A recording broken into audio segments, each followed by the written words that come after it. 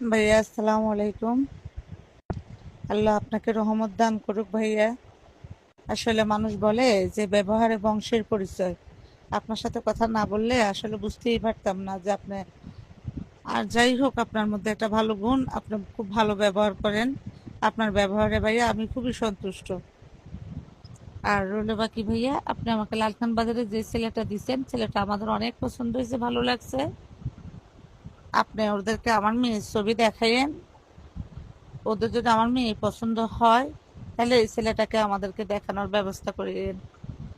আর মিজানের যে ছেলেটা, মিজান নামে যে ছেলেটা, সেও দেখুক। আল্লাহ রাব্বুল আলামিন যেখানে কপাল মিলাই দেয় আমার মেয়ের, সেখানেই হবে, আমি সেখানেই সন্তুষ্ট। আল্লাহর হুকুম ছাড়া একটা গাছের পাতাও নড়ে না। আল্লাহ যদি হুকুম করে মিজানের হাতে ভাত, তাহলে আমার মেয়ের কপালে সেটা হবে। আর যদি হয় যে এই যে এখন যে ছেলেটা লালখান বাজারে দেখাইলেন, আল্লাহ ওই ছেলের কপালে যদি ভাত থাকে আমার মেয়ের, তাহলে সেটা হবে।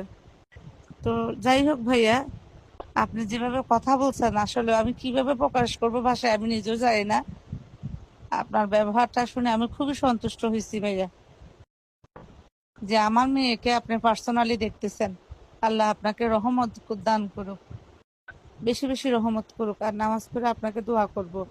টাকা দিয়ে আপনার ঋণ শোধ করতে পারবো না, আপনি আমার একটা কাজ করে দিবেন, তার ঋণ আমি কখনো হয়তো শোধ করতে পারবো না, কিন্তু যতদিন বাঁচি থাকবো ভাইয়া, মন থেকে বলি, এক মুসলমান অপর মুসলমানের ভাই বোন, আমি আপনার জন্য 5 ওয়াক্ত নামাজে দোয়া করবো। আল্লাহ আপনাকে শরীর সুস্থ রাখুক এবং আল্লাহ আপনাকে রহমত দান করুক।